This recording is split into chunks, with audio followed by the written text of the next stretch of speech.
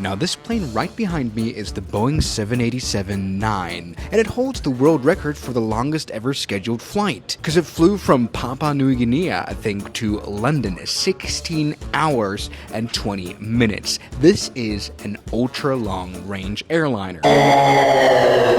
Hello Swiss 01, you're absolutely stupid. First of all, that is an A350. That's the wrong airplane. Also, while it's true that the 787-9 did the longest flight, it was from Tahiti to Paris. So kind of right.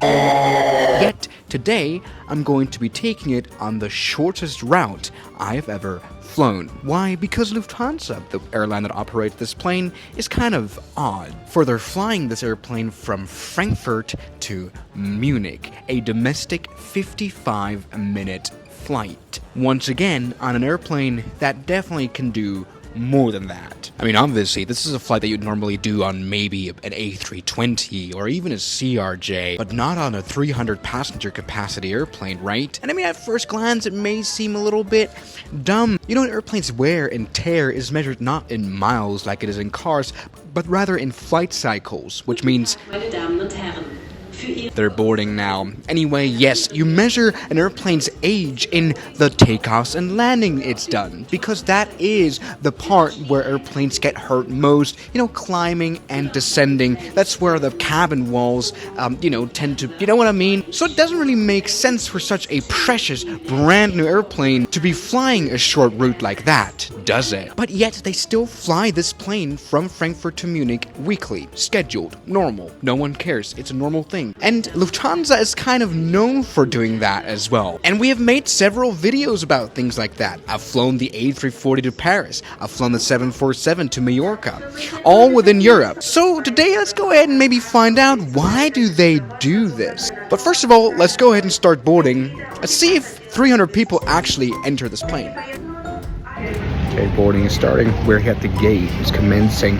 And the interesting thing is there's not a lot of people here, right? Definitely not a queue of 300 peoples, indeed.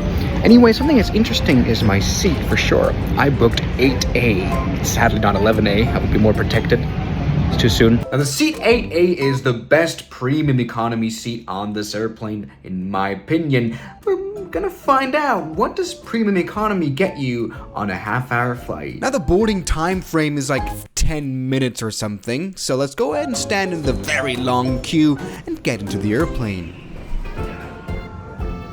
But before that, we will have to enter a bus, because the plane is quite far away. It's obviously not the A350. Let's go ahead and... Now this is quite a funny moment, because the bus ride literally took almost the same amount of time as the flight itself took. Another funny part is that I noticed that I was talking about the A350 while meaning the 787, and I confused the two airplanes, and I realized I'm an idiot. Anyway, once again, I spent 20 minutes on this bus. Look, and this is a ground bus versus Airbus race going on here. Been here for like 20 minutes. We finally arrive at our proper airplane. This is a 5-year-old 787-9, probably one of the first 787s that Lufthansa received. Looking good. There's only one boarding stair, though. That means very little passengers.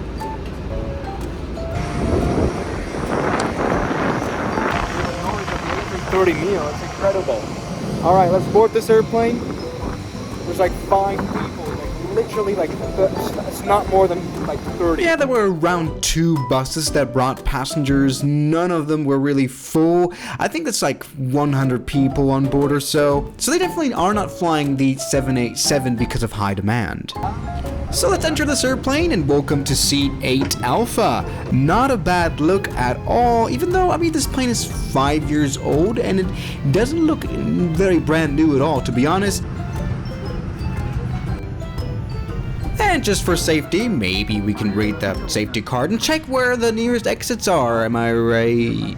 Here we see the boarding of an A330, probably flying like a 20-minute flight to Cologne or so. Okay, both engines running. That's a good start. Look at this beautiful 747-400 which we're waiting for to taxi by. Probably, I don't know, it probably takes off and lands again immediately like a 5-minute flight. I'm just kidding. Alright, lining up on Frankfurt's runway 18, the infamous runway where no plane has ever landed at. Yes, it's solely for departure. Very unique. We have a group of A320s and ERJs waiting behind us, all of which will probably do longer flights than we do. Okay, nice departure. Luckily the flaps are out, and now we're in the air. Now, as you may know, the window blinds on the 787 are, automatic. It's like a thing that you can switch. For some reason, though, on this flight, I could not get them to dim. Maybe it's because it's too short. Now, this is a truly okay economy premium seat. We can, raise a footrest.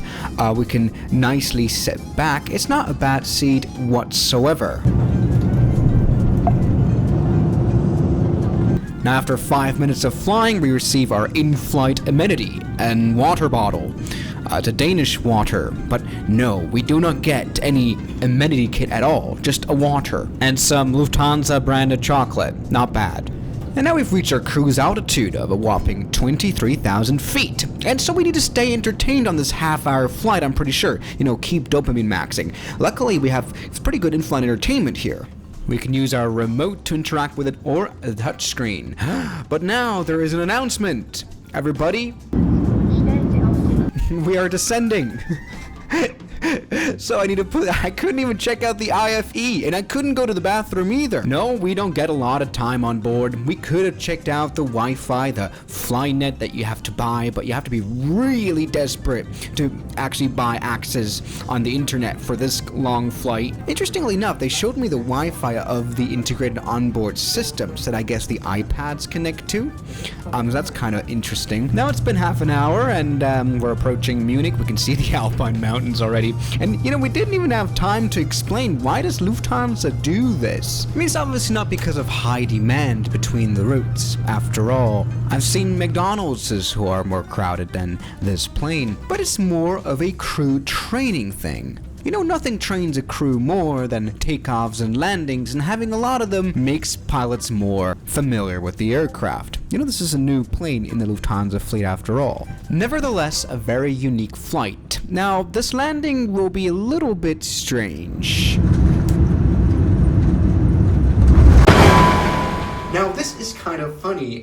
This was one of the hardest wide-body landings I've ever experienced. I was holding my phone like this, where as you can see, here is the volume button, and if you press that, it ends the recording. The landing was so hard that it had me press this button, and so the recording ended. I'm not kidding. I mean, just listen to the racket here.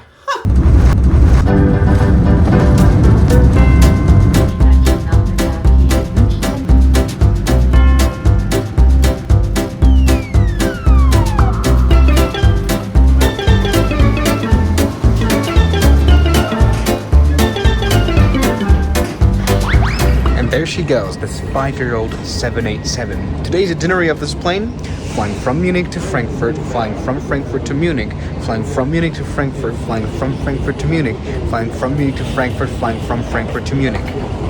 I'm not kidding. Yes, in just one day, this hardworking plane does 6 flights. So yes, everybody, one of the world's weirdest flights. Thank you guys so much for watching this video. Definitely recommend it. Try it out for yourself.